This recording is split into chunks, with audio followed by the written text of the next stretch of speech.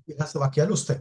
ఇక్కడ ఈ వాక్యాలు వచ్చినప్పుడు విధి వాక్యాల గురించి చెప్పేప్పుడు మీకు విధి అంటే ఒక చోటేమో స్వర్గం కావాలంటే యజ్ఞం చేయండి అని చెప్పేది దీన్ని అపూర్వ విధి అంటాం. అంటే మొదటిసారి మనకి సాధ్య సాధన తెలియజేసే వాక్యాలు అనమాట. కొన్ని వాక్యాలేమో స్వర్గం కోరేవాడు యజ్ఞం చేయాలి అంటే యజ్ఞం చేయడానికి ఎవరు అర్హుడు అంటే అలా కోరిక కలిగిన వాడు అని అధికారి. సో అధికార విధి ఉంటుంది. సో అపూర్వ విధి, అధికార విధి. కొన్ని చోట్ల మనము రెండు రకాలుగా చేయొచ్చా అని అన్నప్పుడు ఒకే రకంగా చేయమని నియమించే వాక్యాలు నియమ విధి వాక్యాలు.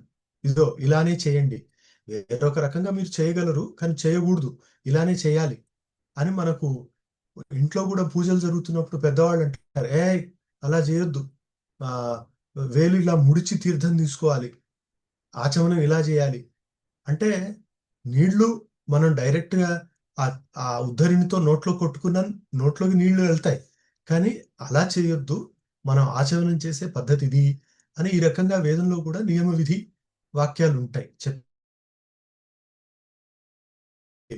అది కాకుండా అంటే అపూర్వ విధి, అధికార విధి, నియమ విధి, ఇలా కాకుండా వినియోగ విధి కూడా ఉంటుంది.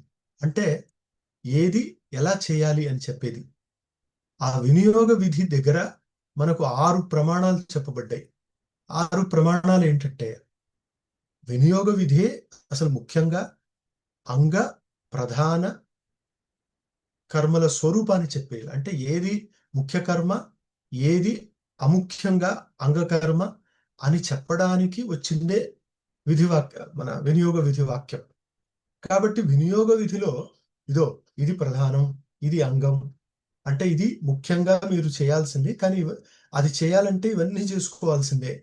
అంటే ఒక దర్శము పూర్ణమాసం 15 రోజుల తేడాతో వచ్చింది.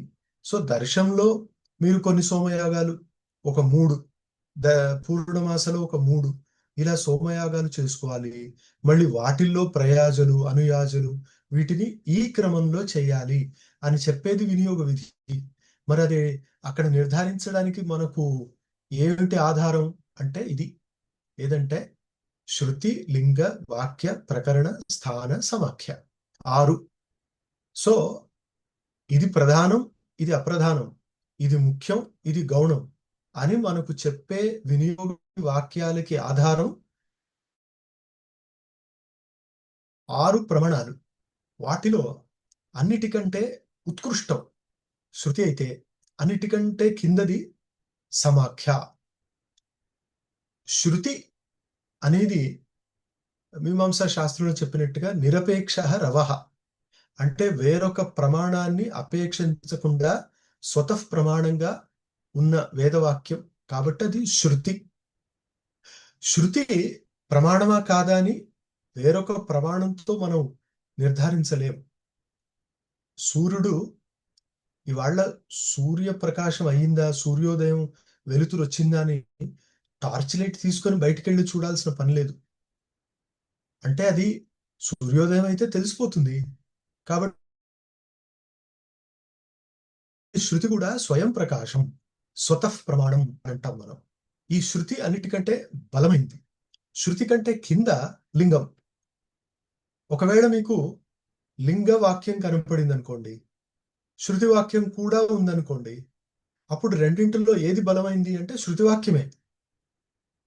మరి లింగవాక్యం ఎప్పుడు బలమైంది అంటే తనకంటే కింది దానికి పోల్చి చూసినప్పుడు ఇది బలమైంది. ఎట్లా అంటే లింగము వాక్యం అనే రెండింటి మధ్యలో, అంటే శబ్ద సామర్థ్యాన్ని బట్టి నిర్ధారించాలా, వాక్యం ఉంది కాబట్టి నిర్ధారించాలా అన్నప్పుడు శబ్ద సామర్థ్యాన్ని బట్టే నిర్ధారించాలి అని మనకు తేల్చి చెప్పారు కదా. సో ఈ రకంగా శృతి కంటే దుర్బలమైంది లింగం, దానికంటే దుర్బలమైంది వాక్యం, దానికంటే దుర్బలమైంది శృతిలింగ వాక్య స్థానం, దానికంటే ప్రకరణం, దానికంటే సమాఖ్య. ఒక్కొక్కటి దుర్బలం అన్నమాట. అన్నిటికంటే బలమైంది ఏది అంటే శృతి. ఇక్కడ కూడా ఇంతకు ముందు ప్రకరణంలో లింగం అని మీమాంస వినియోగ విధి ప్రమాణాన్ని ఆధారంగా చేసుకొని బ్రహ్మ, పరమేశ్వరుడు ఇదే అంతరాదిత్యంగా అంతరిక్షిలో ఉన్నది అని నిర్ధారించాం. కానీ ఈ రూపం మాత్రం మాయికమని అక్కడ చెప్పాం. ప్రస్తుతమైన ఈ ఆకాశాధికరణంలో ఈ వాక్యం ఆకాశ ఇతిహ ఉవాచ అనే ఛాందోగ్యోపనిషత్తులో వాక్యంలో ఇలాంటి లింగమేది లేదు. కాబట్టి శృతే కదా, డైరెక్ట్ శృతి ఆకాశం అని చెప్పింది. కాబట్టి దీన్ని ఇంకొక రకంగా మనం అన్వయించలేము. అక్కడ లింగము, ఇక్కడ శృతి. అట్లాంటప్పుడు బలమైనది ఏది అంటే శృతియే. కాబట్టి ఇక్కడ వేరొక రకంగా అన్వయించవద్దు అని ప్రత్యుదాహరణము అంటే అక్కడొక రకం, ఇక్కడొక రకం, రెండు విడివిడిగా చూపించి సంగతి చెప్పి ఫలం ఏంటి అంటే ఇంతకు ముందున్న వాక్యంలో ఉద్గీత ఉపాసన అంటే మీరు ఆకాశము అని ఛాందోగ్యోపనిషత్తులో వచ్చిన శబ్దం ద్వారా భూతాకాశాన్నే గ్రహించండి, ఆ రకంగా ఉద్గీతన అనే దాన్ని ఉపాసించండి అనేది పూర్వపక్షం. ఉద్గీతం అంటే ముందు చెప్పినట్టుగా సామ ప్రకారం ఆ రకంగా మీరు ఆకాశాన్ని ఉపాసించండి అని చెప్పారు, అంతే అనేది పూర్వపక్షం. సిద్ధాంతంలో బ్రహ్మ దృష్ట్యా ఇది ద్రష్టవ్యం, ఆకాశ దృష్టితో ఉపాసించండి అని పూర్వపక్షం వాడు చెప్పారు. లేదు లేదు, ఆకాశాన్ని కూడా బ్రహ్మ దృష్టితో ఉపాసించండి అనేది సిద్ధాంతం. బ్రహ్మ దృష్టి ఉత్కర్షాత్ అనేది ఒక 3వ అధ్యాయంలో సూత్రం వస్తుంది. ఆ సూత్రంలో కూడా బ్రహ్మ దృష్టి ఎందుకు ఎక్కడ చేయాలి అనేది చెప్పారు. కాబట్టి ఆకాశాన్ని మనం భూతాకాశంగా అంటే ఫిజికల్ స్పేస్గా చూడాలా, లేదు బ్రహ్మగా చూడాలా అనంటే అక్కడ కా గతిహి అని అడిగారు కదా, దానికి సమాధానంగా ఆకాశం అని చెప్పారు కదా. కాబట్టి అన్ని పదార్థాలకు అన్ని మ్యాటర్ దానికి అన్నిటికి కూడా ఆధారమైంది భూతాకాశం కాదు. భూతాకాశం కూడా ఉత్పన్నమైనట్టుగా తైత్తిరీయ ఉపనిషత్తుల్లో చెప్పబడుతుంది. కాబట్టి ఇక్కడ మనం డైరెక్ట్గా మనం బ్రహ్మానే గ్రహించాలి, బ్రహ్మ దృష్టితో ఉపాసన చేయాలి అని.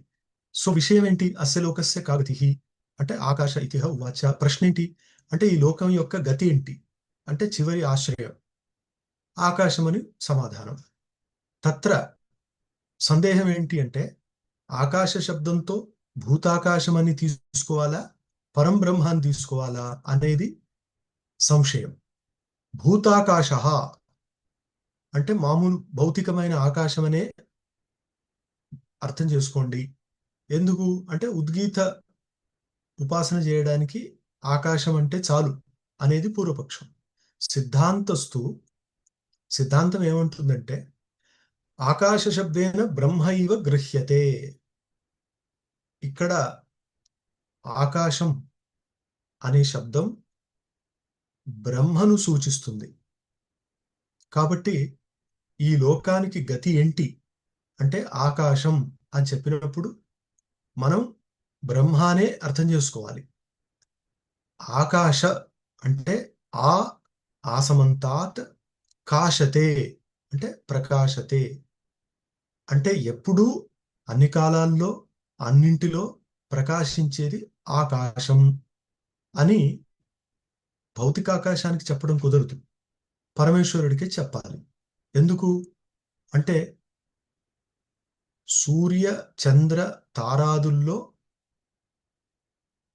లోపట ఉండి ప్రకాశిస్తుంది ఈ పరమేశ్వర తత్వం అనేదే ఉపనిషత్తుల భావం. కాబట్టి యస్య భాష సర్వమిదం విభాతి అని ఒక చోటు చెప్పారు. అంటే సూర్యుడు ప్రకాశించడానికి, చంద్రుడు ప్రకాశించడానికి వీటన్నిటికీ వెనక ఉన్నది పరమేశ్వరుడు అనే తత్వం, అదే అన్నింటిలో మూలంగా ప్రకాశిస్తుంది అని చెప్పినప్పుడు ఆకాశం అంటే అంతా తానే ప్రకాశించేది పరబ్రహ్మ, అదే గ్రహించాలి అని. మరి దీనికి ప్రమాణం ఏంటి, ఎందువల్ల హేతు ఏంటి అంటే కుతః తల్లింగాత్ అంటే తత్ అంటే ఇక్కడ కూడా బ్రహ్మ, బ్రహ్మలింగాత్ అంటే బ్రహ్మని చెప్పే కొంచెం సూచకం ఉంది. అది ఏంటో చూడండి. యల్లింగం ఏదది అంటే సమస్త మహాభూతాది సృష్ట్యాదికం అస్మిన్ వాక్యే దృష్టత్వాత్. అంటే ఈ మహాభూతాలు వీటన్నింటినీ సృష్టించడం అనేది ఆ సందర్భంగా వచ్చింది. కాబట్టి వీటన్నింటినీ సృష్టించేదిగా చెప్పబడింది అక్కడ. ఇది ముఖ్యంగా మనం గ్రహించాలి. భూతాకాశం అనేది అన్నింటినీ సృష్టించేది కాదు, తానే సృష్టింపబడింది. కానీ ఈ ఆకాశం అని చెప్పబడుతుంది మహాభూతాల మొదలైన వాటన్నిటికీ కారణం అని చెప్పారు, వాటి సృష్టి కారణం.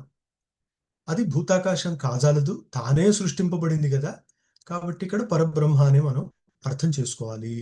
అంతేకాదు అక్కడ ఆకాశోహి ఏవ ఏభ్య జ్యాయాన్ ఆకాశ పరాయణం ఇట్లా చెప్పబడింది. అంటే అన్నిటికంటే ఉత్కృష్టము, అన్నిటికీ గతి, ఇవన్నీ కూడా చెప్పినందువల్ల అది తప్పనిసరిగా పరమేశ్వరుడే అని. ఎత్తు లింగాత్ శృతి బలీయసీతి తన్న. మరి ఇంతకుముందు చెప్పారు కదా, లింగము శృతి అని రెండూ ఉన్నప్పుడు లింగం కంటే శృతి బలవతి. ఆకాశం అని శృతి చెబుతున్నప్పుడు అక్కడ డైరెక్ట్గా ఆకాశం అని తీసుకోండి, పరమేశ్వరుడు ఎందుకు తీసుకోవడం? ఆకాశం అనేది శృతి వాక్యం, శృతి వాక్యం అనేది బలమైంది. మీరు బ్రహ్మ అనేది లింగ అంటే సామర్థ్యం వల్ల తెలుసుకుంటున్నారు, కానీ సామర్థ్యం కంటే కూడా శృతి బలమైంది కదా. అంటే తన్నా అది కాదు, భూయసీనాం బ్రహ్మలింగ శృతీనాం అనుగ్రహాయ ఏకస్య ఆకాశృతే బాధస్య యుక్తత్వాత్. ఏమంటున్నారంటే ఎన్నో బ్రహ్మ లింగ శృతీనాం అంటే బ్రహ్మ అనే దాన్ని చెప్పే శృతి వాక్యాలు ఉన్నప్పుడు ఆకాశ శృతే కేవలం ఆకాశం అనే ఒక్క శబ్దంతో భౌతిక ఆకాశం అని తీసుకోవడం అది మంచిది కాదు. బాధస్య అది ఒకవేళ బాధింపబడ్డం అంటే విరోధింపబడ్డా కూడా యుక్తత్వాత్ అది సబబే. కాబట్టి ఇక్కడ మీరన్నమాట నిజమే, శృతి బలమైందే. కానీ గమనించండి, బ్రహ్మ అని చెప్పడానికి ఎన్నో లింగ రూపంగా ఆధారాలు ఉన్నాయి. ఒక్కటే ఒకటి ఆకాశం అనేది శృతివాక్యం ఉంది. మరి ఇట్లాంటప్పుడు మనం ఆకాశం అంటే భూతాకాశం అని తీసుకోవడం బలమా? లేదు, ఇక్కడ ఇన్ని ఆ, లింగాలు అంటే సూచకాలు ఉన్నందువల్ల మనం బ్రహ్మ అని తెలుసుకోవడం మంచిదా అని అంటే, ఇక్కడ స్పష్టంగా వీళ్ళు ఏం చెప్పారంటే ఒకవేళ ఒక శృతివాక్యం బాధింపబడ్డా కూడా మనకి సమస్య ఏం లేదు. కాబట్టి మనం బ్రహ్మ అనే అర్థాన్ని లింగం ద్వారా తెలుసుకుందాము అని ఈ రకంగా ఇక్కడ చెప్పారు. ఆకాశో హి ఏవ ఏభ్య సముత్థాయ. ఇట్లా ఇంకొక ఆ, శృత్యంతరాచ అంటే ఇంకొక వాక్యం కూడా ఉంది మనకు. అదేంటంటే ఈ ఆకాశం అనేది వీటన్నిటికంటే పైగా, వీటన్నిటి నుంచి ఏభ్య అతిరిక్త జాయాన్ అని చెప్తారు. వీటన్నిటికంటే వ్యతిరిక్తంగా ఒక ఉత్కృష్టమైంది ఆకాశోహి ఏవ ఏభ్య అని ఇక్కడ చెప్పారు కదా. అంటే ఏభ్య జాయాన్ ఆకాశ పరాయణం అని మనం అదే చాందోగ్య వాక్యాన్ని మనం అన్వయించుకుంటే ఇక్కడ ఈ భూతాలు వీటన్నిటికంటే కూడా అతిరిక్తంగా ఉత్కృష్టంగా ఉన్నది ఆకాశం. దీన్ని లింగం అంటాం.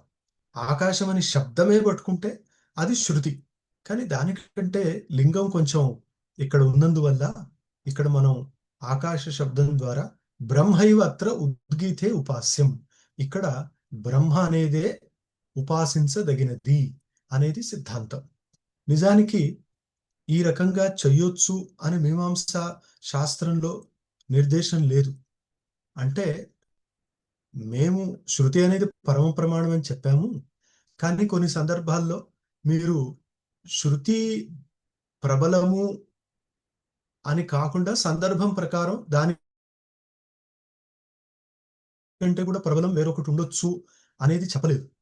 అన్ని చోట్ల మీమాంస వాక్యాలను అన్వయించేప్పుడు శృతి అనేది వస్తే మాత్రం వాళ్ళక్కడ శృతిని దాటి మరొక ప్రమాణాన్ని చూపించలేదు.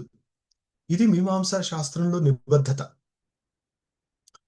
సమస్య ఏంటంటే వేదాంతం కూడానే మీమాంస, ఇది కూడా మీమాంసే. మరి ఇక్కడ ఈ రకంగా మనం అన్వయించి ఒక్క శృతి వాక్యం బాధింపబడితే బాధింపబడని, ఖండింపబడితే ఖండింపబడని, కానీ మనం మిగతా అన్ని చూసి మనం నిర్ధారణ చేద్దాం అనేది వేదాంతంలో కనిపించింది. కానీ ఇది మనకు భాష్యంలో అయితే కనపడదు. ఈయన ఇక్కడ చూపించారు. అంటే మన సదాశివేంద్ర యోగి గారు ఈ రకంగా చూపించారు.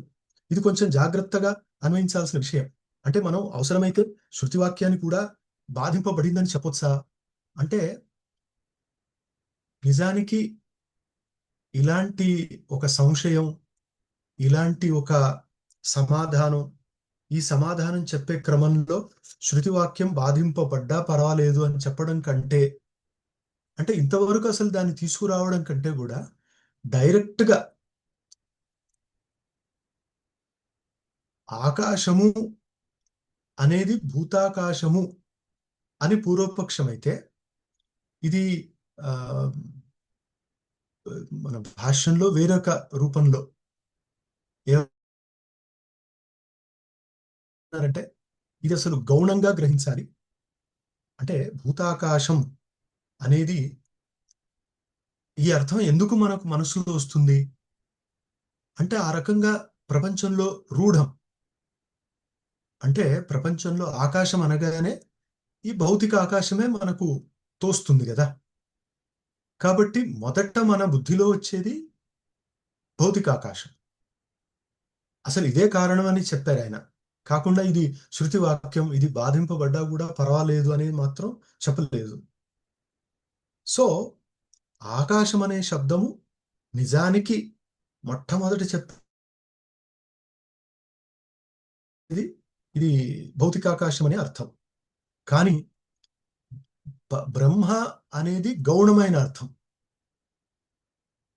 ఈ రెండిటికి మరి ఏంటి పోలిక ఆకాశానికి బ్రహ్మకి అంటే, మనకు రెండవ పాదంలో కూడా ఒక సూత్రంలో నిచాయత్వాదేవం వ్యోమవచ్చ అన్నప్పుడు వ్యోమ అంటే ఆకాశం, అది బ్రహ్మతో సమానమనే చెప్పారు. బ్రహ్మ పోలికని ఆకాశంతో చేశారు, ఆకాశ పోలికని బ్రహ్మతో కాదు.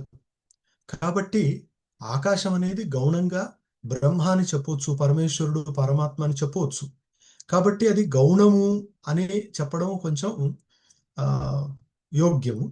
బాధింపబడ్డా పర్వాలేదు ఇట్లాంటివి కొంచెం బాగా అతి. కాబట్టి ఆ వాక్యం మనం ఇక్కడ తీసుకోకుండా శృతి వాక్యము అనే కాకుండా మొట్టమొదట మనకు ఆకాశం అనగానే భూతాకాశం అనే అర్థం స్ఫురిస్తుంది. కానీ ఇక్కడ దానికంటే ఈ మిగతా లింగాల ద్వారా పరమేశ్వరుడు అనే అర్థం తీసుకోవడం ఎక్కువ యోగ్యం అనేది ఇక్కడ సిద్ధాంతం. సో ఈ రకంగా మనకి అంతరాధికరణం అయిపోయింది, ఆకాశాధికరణం అయిపోయింది. దీని తర్వాత వచ్చేది ప్రాణాధికరణం అని. ప్రాణం అంటే మనకు తెలుసు, అది లేకుండా మనం బతకడం లేదు. మనం అంటే ఏంటి అంటే, ఈ శరీరం ఉండదు, ఈ మాట్లాడడం, వినడం, ఆలోచించడం ఏవి ఉండవు. కాబట్టి ప్రాణము అనేది చాలా ముఖ్యం. అది మనకు తెలుసు, చాలా ఆలోచించే వాళ్ళందరికీ తెలుసు. ఎవరైనా ఏం కాదండి, అదేం చాలా ముఖ్యం ఏం కాదు అంటే వాళ్ళ ముక్కు గట్టిగా బిగ్గబెట్టండి, ఒక 5 నిమిషాలు పోతారు. కాబట్టి ప్రాణం అనేది అన్నిటికీ ఆధారం. ఇప్పుడు మనకు ఉపనిషత్తుల్లో కొన్ని చోట్ల ప్రాణం ఆధారం, ప్రాణం గతి, ప్రాణం దేవత అని రకరకాలుగా చెప్పారు. ఇప్పుడు కూడా మనకు సంశయం కలగచ్చు, ఈ ప్రాణం అనేది ఈ బయట ఆక్సిజన్ రూపంలో కనబడుతున్న భౌతిక ప్రాణమా, అంటే ఒక రకమైన వాయువా, లేకపోతే మన పరమాత్మ బ్రహ్మ అనేది సందేహం. అప్పుడు బ్రహ్మ అనేది సిద్ధాంతం. దీనికి కారణం ఏంటి? అత ఏవ అనే సూత్రంలోని శబ్దం చూడండి. అత ఏవ అంటే ఇంతకు ముందున్న సూత్రంలో ఆకాశ తల్లింగాత్ అన్నారు కదా. తల్లింగాత్ అంటే బ్రహ్మను సూచించే శబ్దాలు ఉన్నందువల్ల, అత ఏవ అంటే అలాంటి శబ్దాలు ఉన్నందువల్లనే ప్రాణం కూడా పరబ్రహ్మ అని. ఇంతకు ముందు సూత్రం ఈ సూత్రం రెండు కలుపుకొని చూస్తే ఆకాశస్థల్లింగాత్ అత ఏవ ప్రాణ. తల్లింగాద్ అనేది బ్రహ్మను సూచించే పదాలు ఉన్నందువల్ల ఆకాశం బ్రహ్మ, ప్రాణం కూడా బ్రహ్మ అని రెండు సూత్రాలు మనం అర్థం చేసుకోవచ్చు. ఇది మనం తర్వాత ఆదివారం చూద్దామండి.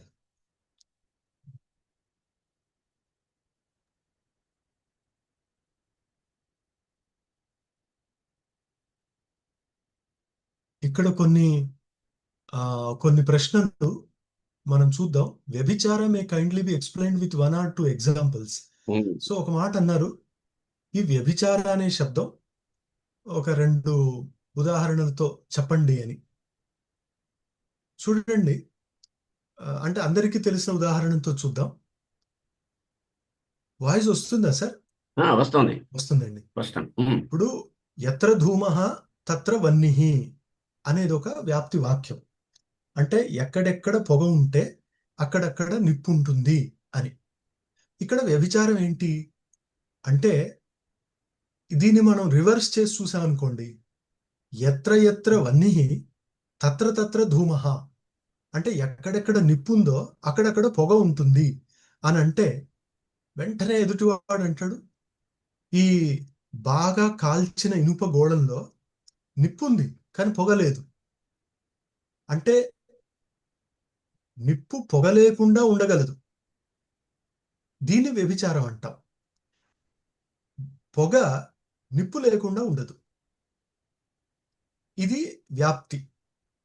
సో వ్యాప్తి, వ్యభిచారం అనేది పరస్పర విరుద్ధాలన్నమాట.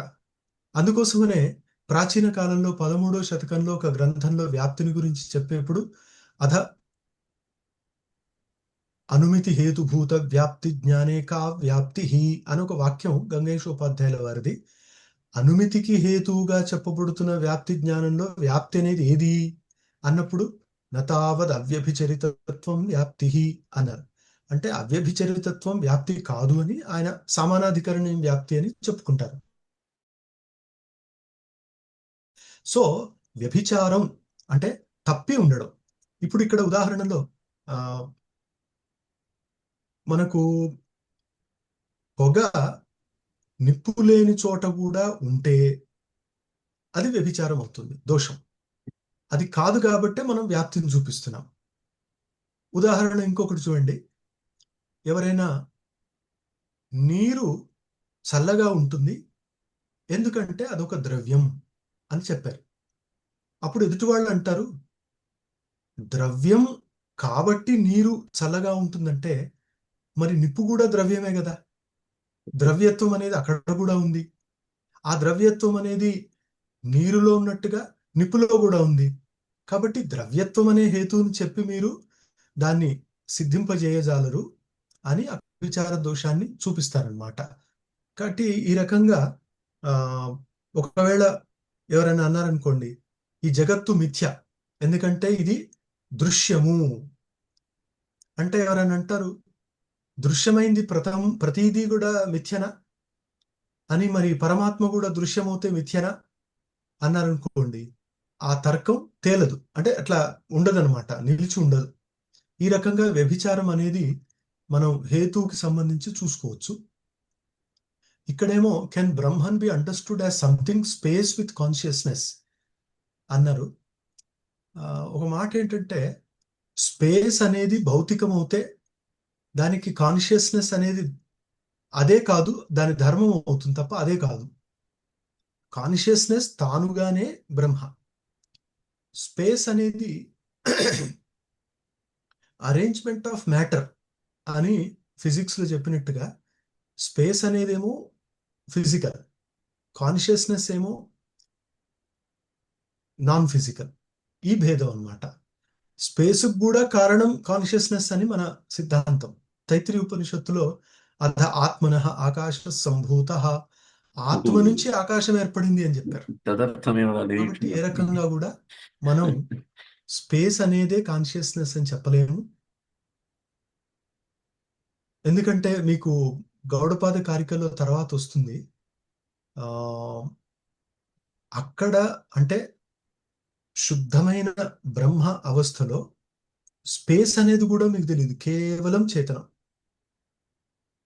ఈ స్పేస్ అనేది కూడా రిలేటివ్ అనే, టైమ్ అండ్ స్పేస్ రిలేటివ్ అన్నట్టుగా మనకు స్పిరిచువల్ సైన్స్ లో కూడా టైమ్ అండ్ స్పేస్ రిలేటివే. ఎందుకంటే పురుషంతు నిర్గుణం ప్రాప్య కాల సంఖ్య నవిద్యతే అని శాస్త్రం చెప్పినట్టుగా, నిర్గుణ పురుష తత్వం వరకు చేరిన తర్వాత కాల సంఖ్య కూడా ఉండదన్నారు. అంటే అది ఒక చోటు ఉంటుంది, ఒక చోటు ఉండదు. కాబట్టి అది కూడా వ్యభిచరించినట్టే లెక్క. ఆ రకంగా మనం అన్వయించుకోవాలి. బాగుంది. ఇంకా ఎవరైనా? అయితే ఆచార్య, మాకు ఈ విషయం ఇలా ఇంకా కొంచెం ఎక్స్ప్లెనేషన్ కావాలి. దీంట్లో ఉంది కదా, కుతః తల్లింగాత్ తస్య బ్రహ్మణో యల్లింగం సమస్త మహాభూత సృష్ట్యాదికం తయా అస్మిన్ వాక్యే దృష్టత్వాత్. అవునండి. అది మనం వచ్చే వారం దాంతో మొదలు పెట్టుకుందాం. తప్పకుండా సార్, ఆ? తప్పకుండా అండి. ఈ ఈ ఈ విషయంలో తల్లింగాత్ తస్య బ్రహ్మణో యల్లింగం సమస్త మహాభూత సృష్ట్యాదికం తయా తస్య అస్మిన్ వాక్యే దృష్టత్వాత్. హా, అది అంటే ఆ, మహాభూతాలాదిని సృష్టించేదిగా ఏది కనపడుతుందో లింగం, ఉమ్, అది వాక్యంలో అంటే తర్వాతి వాక్యశేషంలో ఆ, ఈ మహాభూతాదులను సృష్టించింది ఆ తత్వము అని చెప్పినప్పుడు, అది భౌతికాకాశం కావడానికి కుదరదు. అది బ్రహ్మ అంటే బ్రహ్మలింగం. అది తల్లింగాత్ ఆ, అంటే బ్రహ్మను సృష్టించడం అనేది బ్రహ్మలింగము. ఉమ్. ఆకాశం కూడా సృష్టింపబడింది కాబట్టి అది సృష్టించేది కాదు అనే అర్థంలో చెప్పారు. ఇంకా అయితే మనం అయితే అక్కడ ఆ, నెక్స్ట్ క్లాస్ లో కొంచెం వివేచనించవచ్చు కొద్ది సరే సరే. జాగ్రత్తగా. Okay okay. చేద్దాం సార్. తథా కుర్మః. Sir, okay okay. ఇంకా గురువు గారు ఒక చిన్న ఇది చెప్పాలి. అయ్యా చెప్పండి. చెప్పండి. విశ్వనాథ్ నా పేరు. అయ్యా నిన్నటి చెప్పండి. దాంట్లో జ్ఞాన నిష్టలో ఉండడానికి సాధనాలు ఏంటి, శ్రవణం అనేది విద్యాసాలు అవి